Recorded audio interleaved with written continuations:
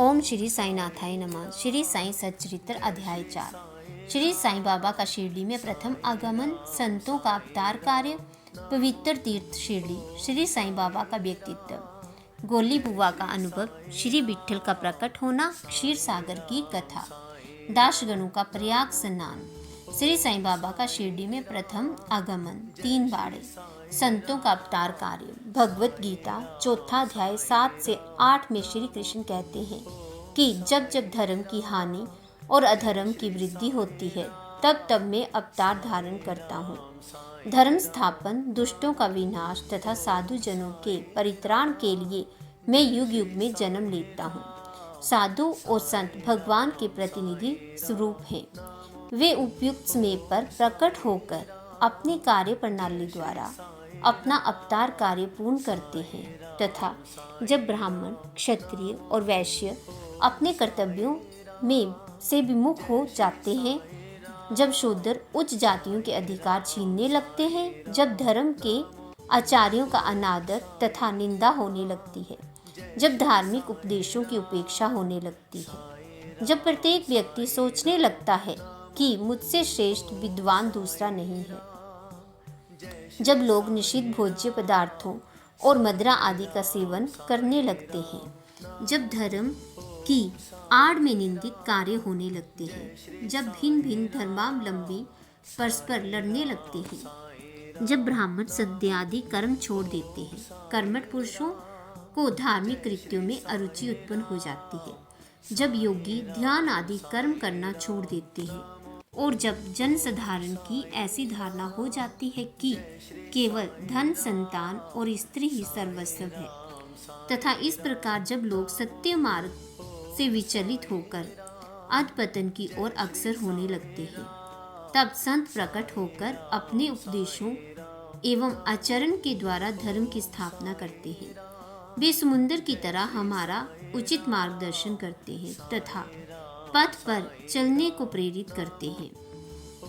इसी मार्ग पर अनेकों संत निवृत्तिनाथ, ज्ञानदेव, मुक्ताबाई, नामदेव, गोरा, गुणाई, एकनाथ, तुर्काराम, नरहरि, नरसी, भाई सज्जन कसाई, सामत माली और रामदास तथा कई अन्य संत सत्य मार्ग का दिग्दर्शन कराने के हेतु भिन्न भिन्न अवसरों पर प्रकट हुए और इन सब के पश्चात शिरडी में श्री साईं बाबा का अवतार हुआ। पवित्र तीर्थ शिरडी अहमदनगर जिले में गोदावरी नदी के तट बड़े ही भाग्यशाली हैं, जिन पर अनेक संतों ने जन्म धारण किया और अनेकों ने वहां आश्रय पाया। ऐसे संतों में श्री ज्ञानेश्वर महाराज प्रमुख थे। शिरडी अहमदनगर जिले के कोपर गांव तालुका में है। गोदावरी नदी पार करने के पश्चात मार्ग सीधा शिरडी को जाता है। 8 मील चलने पर जब आप नीम गांव पहुंचेंगे तो वहां से शिरडी दृष्टिगोचर होने लगती है। कृष्णा नदी के तट पर अन्य तीर्थ स्थान गांगनापुर, नरसिंहवाड़ी और आदुम्बर के समान ही शिरडी भी प्रसिद्ध तीर्थ है। जिस प्रकार दामाजी ने मंगलवेड़ा को, समर्थ दास ने सज्जनगढ़ को, दत्ता अवतार श्री नरसिंह सरस्वती ने बाड़ी को पवित्र किया, उसी प्रकार साईंनाथ ने शिरडी में अवतीर्ण होकर उसे पावन बनाया। श्री साईं बाबा का व्यक्तित्व। श्री साईं बाबा के सानिध्य से शिरडी का महत्व विशेष बढ़ गया। अब हम उनके चरित्र का अवलोकन करेंगे। उन्होंने इस भवसागर पर विजय प्राप्त कर ली थी, जिसे पार करना महान दुष्कर तथा कठिन है। शांति उनका आभूषण था। वे ज्ञान की साक्षात प्रतिमा थे। वैष्णव भक्त सदैव वहां आश्रय पाते थे। दानवीरों में वे राजा कर्ण के समान दानी थे। वे समस्त सारों के सार रूप थे। ऐहिक पदार्थों में उन्हें अरुचि थी। सदा आत्म स्वरूप में निगमन रहना ही उनके जीवन का मुख्य ध्येय था। अनित्य वस्तुओं का आकर्षण उन्हें छू नहीं पाता था। उनका हृदय शीशे के सदृश उज्जवल था। उनके श्रीमुख से सदैव अमृत वर्षा होती थी। अमीर और गरीब उनके लिए दोनों एक समान थे। मान अपमान की उन्हें किंचित मात्र भी चिंता न थी। वे निर्भय होकर संभाषण करते, भांति भांति के लोगों से मिलजुल कर रहते, नर्तकियों का विनय तथा नृत्य देखते और गजन कव्वालियां भी सुनते थे। इतना सब करते हुए भी उनकी समाधि किंचित मात्र भी भंग न होती थी। अल्लाह का नाम उनके ओंठों पर था। जब दुनिया जागती तो वे सोते थे और जब दुनिया सोती तो वे जागते थे। उनका अंतकरण प्रशांत महासागर की तरह शांत था। न उनके आश्रय का कोई निश्चय कर सकता था और न उनकी कार्य प्रणाली का अंत पा सकता था। कहने के लिए तो वे एक स्थान पर निवास करते थे, परंतु विश्व के समस्त व्यवहारों व व्यापारों का उन्हें भली भांति ज्ञान था। उनके दरबार का रंग ही निराला था। वे प्रतिदिन अनेक किंवदंतियां कहते थे, परंतु उनकी अखंड शांति किंचित मात्र भी विचलित न होती थी। वे सदा मस्जिद की दीवार के सहारे बैठे रहते थे तथा प्रायः मध्याह्न और सायंकाल लींडी और चावड़ी की ओर वायु सेवन करने जाते थे, तो भी सदा आत्मस्थिर ही रहते थे।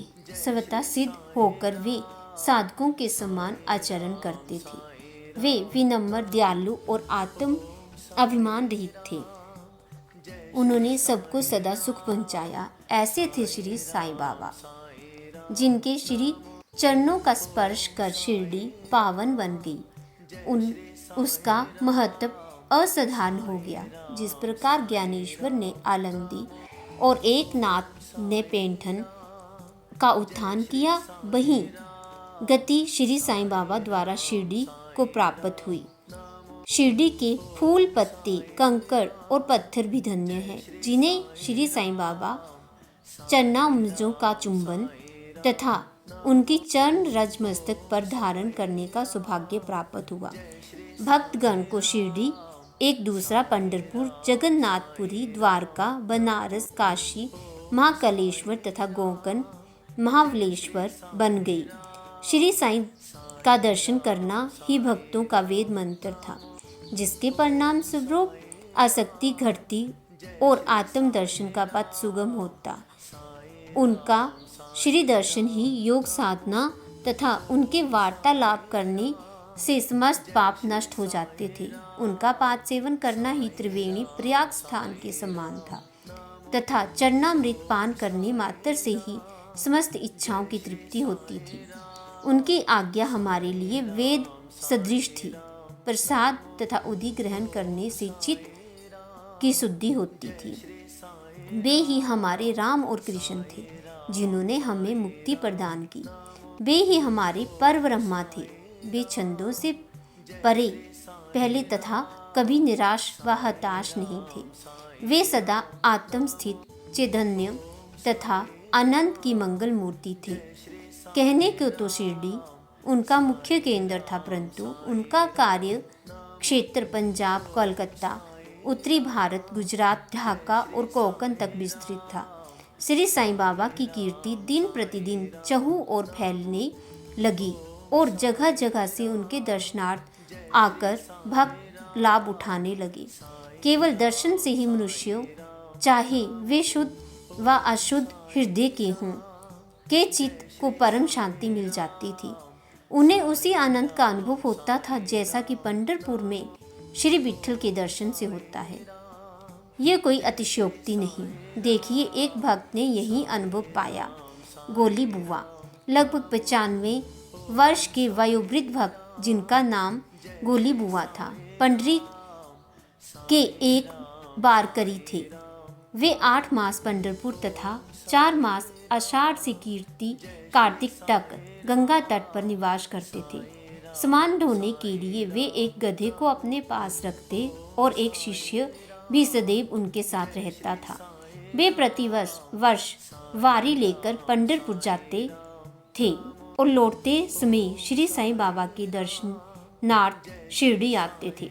बाबा पर उनका अगाध प्रेम था। वे बाबा की ओर एकटक निहारते और कह उठते थे कि ये तो श्री पंढरीनाथ श्री विठल के अवतार हैं, जो अनाथ नाथ दीन दयालु तथा दीनों के नाथ हैं। गोली बुआ श्री विठोबा के परम भक्त थे।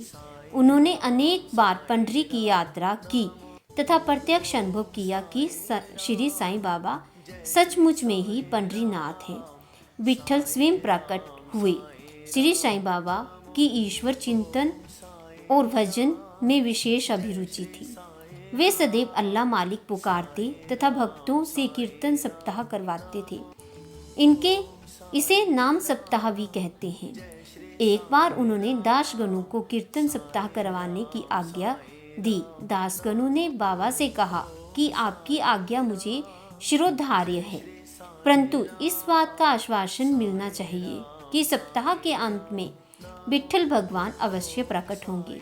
बाबा ने अपने हृदय स्पर्श करते हुए कहा कि विठल अवश्य प्रकट होंगे, परंतु साथ ही भक्तों में श्रद्धा व तीव्र उत्सुकता का होना भी अनिवार्य है।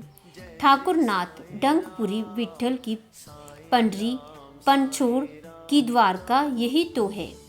किसी को दूर जाने की आवश्यकता नहीं। क्या विठल कहीं बाहर से आएंगे? वे तो यहीं विराजमान हैं। जो भक्तों में प्रेम और भक्ति का स्रोत प्रवाहित होता है तो विठल स्वयं ही प्रकट हो जाते हैं।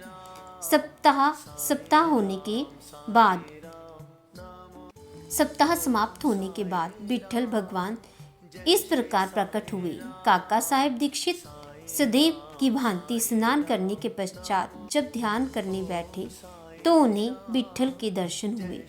दोपहर के समय जब वे बाबा के दर्शनार्थ मस्जिद पहुंचे तो बाबा ने उनसे पूछा, क्यों विठल पाटिल आए थे ना? क्या तुम्हें उनके दर्शन हुए? वे बहुत चंचल हैं, उनको दृढ़ता से पकड़ लो। यदि थोड़ी सी भी असावधानी की तो वे बचकर निकल जाएंगे। ये प्रातःकाल की घटना थी और दोपहर के समय उन्हें पुनः दर्शन हुए। उसी दिन एक चित्र बेचने वाला विठोबा के 25-30 चित्र लेकर वहां बेचने को आया। ये चित्र ठीक वैसा ही था जैसा कि काके साहेब दीक्षित को ध्यान में दर्शन हुए थे। चित्र देखकर और बाबा के शब्दों का स्मरण कर काका साहेब को बड़ा विस्मय और प्रसन्नता हुई। उन्होंने एक चित्र सहर्ष खरीद लिया और उसे अपने देवघर में प्रतिष्ठित कर दिया। थाना से अवकाश प्राप्त मामलतदार श्री वी बिहिल देव ने अपने अनुसंधान के द्वारा ये प्रमाणित कर दिया है कि शिरडी पंढरपुर की परिधि में आती है। दक्षिण में पंढरपुर श्री कृष्ण का प्रसिद्ध स्थान है तथा शिरडी ही द्वारका है। साईं लीला पत्रिका भाग 12 अंक 1, 2, 3 के अनुसार द्वारका की एक और व्याख्या सुनने में आई है, जो कि के नारायण अय्यर द्वारा लिखित भारतवर्ष का स्थायी इतिहास में सिकंदर पुराण भाग 2 पृष्ठ 90 में उद्धृत की गई है। वह इस प्रकार है, चतुर्वर्णम अपि वर्णनाम यत्र द्वाराणि सर्वतः अतो द्वारवती युक्ता विद्विभयस्त्ववादिभिः। जो स्थान चारों वर्णों के लोगों को धर्म, अर्थ, काम और मोक्ष के लिए सुलभ हो, दार्शनिक लोग उसे द्वारका के नाम से पुकारते हैं। शिरडी में बाबा की मस्जिद केवल चारों वर्णों के लिए ही नहीं अपितु दलित, अस्पृश्य तथा भागोजी, सिंधिया जैसे कोड़ी आदि सब के लिए खुली थी। अतः शिरडी को द्वारका कहना सर्वथा उचित है। भगवंत राव क्षीर सागर की कथा। श्री विठल पूजन में बाबा को कितनी रुचि थी, ये भगवत राव क्षीर सागर की कथा से स्पष्ट है। भगवत राव को पिता विठोबा के परम भक्त थे, जो प्रतिवर्ष पंढरपुर को बारी लेकर जाते थे। उनके घर में एक विठोबा की मूर्ति थी। जिसकी वे नित्य प्रति पूजा करते थे। उनकी मृत्यु के पश्चात उनके पुत्र भगवत राव ने बारी पूजन, श्राद्ध इत्यादि समस्त कर्म करना छोड़ दिया। जब भगवंत राव शिरडी आए तो बाबा उन्हें देखते ही कहने लगे कि इनके पिता मेरे परम मित्र थे, इसी कारण मैंने इन्हें यहाँ बुलाया है। इन्होंने भी निवेद्य अर्पण नहीं किया तथा मुझे और विठोबा को भूखों मारा है, इसलिए मैंने इन्हें यहाँ आने को प्रेरित किया है। अब मैं इन्हें हठपूर्वक पूजा में लगा दूंगा। दासगणों का प्रयाग स्नान, गंगा और यमुना नदी के संगम पर प्रयाग एक प्रसिद्ध पवित्र तीर्थ स्थान है। हिंदुओं की ऐसी भावना है कि वहाँ स्नान आदि करने से समस्त पाप नष्ट हो जाते हैं। इसी कारण प्रत्येक पर्व पर सहस्त्रों भक्तगण वहाँ आते हैं और स्नान का लाभ उठाते हैं। एक बार दासगणों ने भी वहाँ जाकर स्नान करने का निश्चय किया। इस विचार से बाबा से आज्ञा लेने उनके पास गए। बाबा ने कहा कि इतनी दूर व्यर्थ भटकने की क्या आवश्यकता है, अपना प्रयाग तो यही है, मुझ पर विश्वास करो।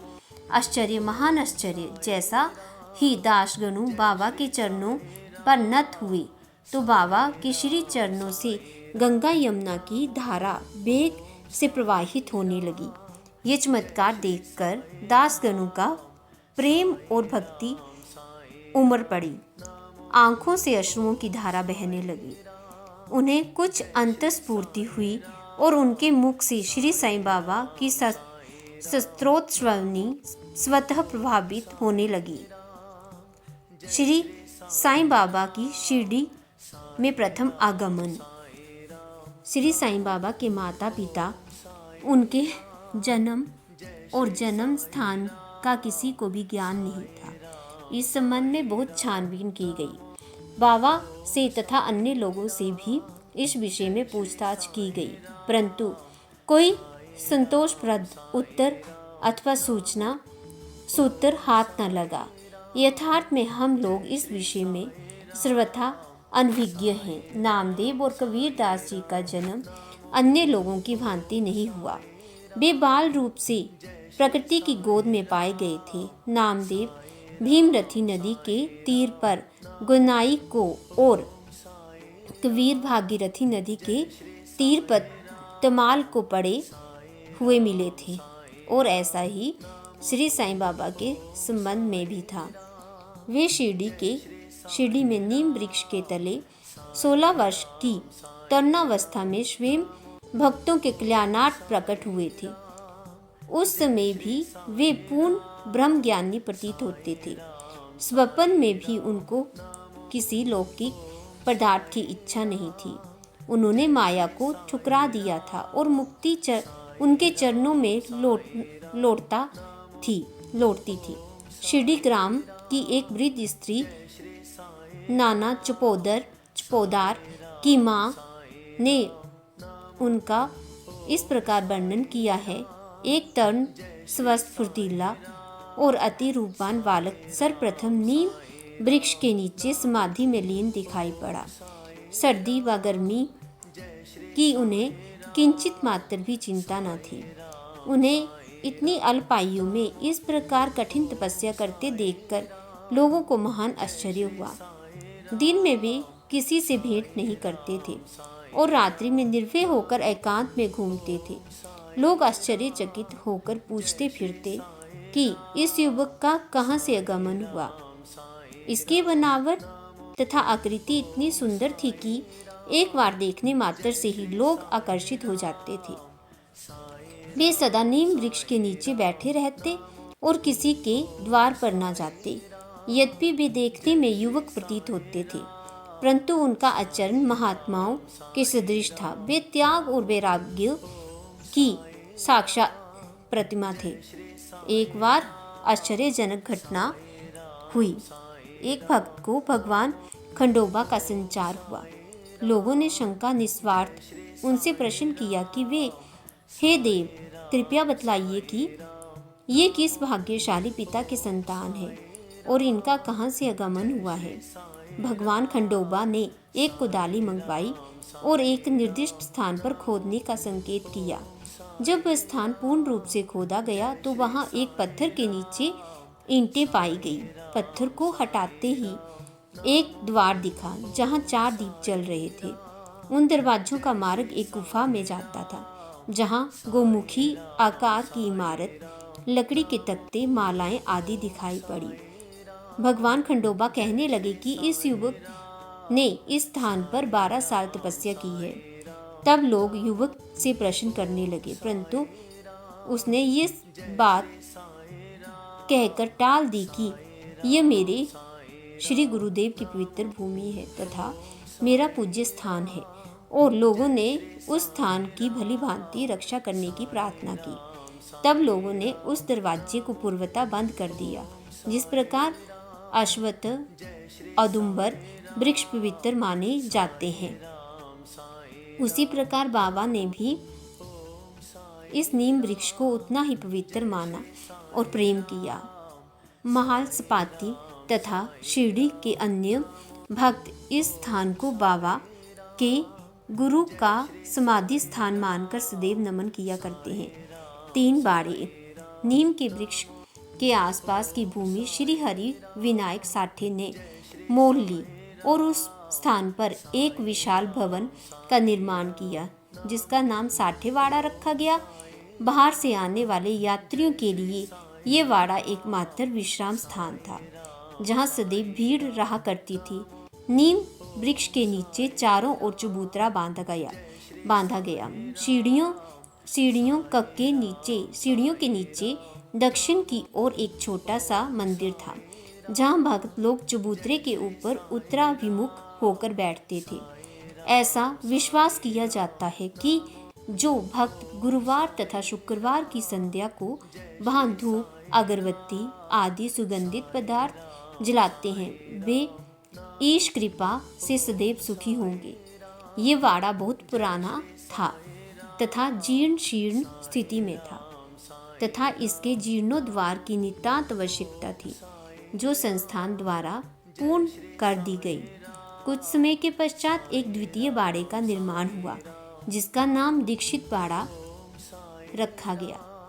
काके साहिब दीक्षित कानूनी सलाहकार जब इंग्लैंड में थे, तब वहाँ उन्होंने किसी दुर्घटना से पैर में चोट आ गई। उन्होंने अनेक उपचार किए, परंतु पैर अच्छा ना हो सका। नाना साहिब चंदोरकर ने उन्हें बाबा की कृपा प्राप्त करने का परामर्श दिया, इसलिए उन्होंने सन 1909 में बाबा के दर्शन किए। उन्होंने बाबा से पैर के बदले अपने मन की पंगुता दूर करने की प्रार्थना की। बाबा के दर्शनों से उन्हें इतना सुख प्राप्त हुआ कि उन्होंने स्थायी रूप से शिरडी में रहना स्वीकार कर लिया, और इसी कारण उन्होंने अपने तथा भक्तों के हेतु एक बाड़े का निर्माण कराया। इस भवन का शिलान्यास दिनांक 9/12/1910 को किया गया। उसी दिन अन्य 2 विशेष घटनाएं घटित हुई। श्री दादा साहेब खोपड़े को घर वापस लौटने की अनुमति प्राप्त हो गई। चावड़ी में रात्रि को आरती आरंभ हो गई। कुछ समय में बाड़ा संपूर्ण रूप से बन गया और रामनवमी 1911 के शुभ अवसर पर उसका यथाविधि उद्घाटन कर दिया गया। इसके बाद एक और बाड़ा मानो एक शाही भवन नागपुर के प्रसिद्ध श्रीमती बूटी ने बनवाया। इस भवन के निर्माण में बहुत धनराशि लगाई गई। उनकी समस्त निधि सार्थक हो गई क्योंकि बाबा का शरीर अब वहीं विश्रांति पा रहा है और फिलहाल वह समाधि मंदिर के नाम से विख्यात है। इस मंदिर के स्थान पर पहले एक बगीचा था, जिसमें बाबा स्वयं पौधों को सींचते और उनकी देखभाल किया करते थे। जहाँ पहले एक छोटी सी कुटी भी थी, वहाँ 3-3 बाड़ों का निर्माण हो गया। अब इन सब से साठेवाड़ा पूर्व काल में बहुत ही उपयोगी था। बगीचे की कथा बामन तात्या की सहायता से स्वयं बगीचे की देखभाल शिरडी से श्री साईं बाबा की अस्थायी अनुपस्थिति तथा चांद पाटिल की बारात में पुनः शिरडी में लौटना, देवीदास, जानकीदास और गंगागीर की संगति, मोहुद्दीन तंबोली के साथ कुश्ती, मस्जिद में निवास, श्री डेंगने व अन्य भक्तों पर प्रेम तथा अन्य घटनाओं का अगले अध्याय में वर्णन किया गया है। श्री सद्गुरु साईनाथार्पणमस्तु। शुभम भवतु।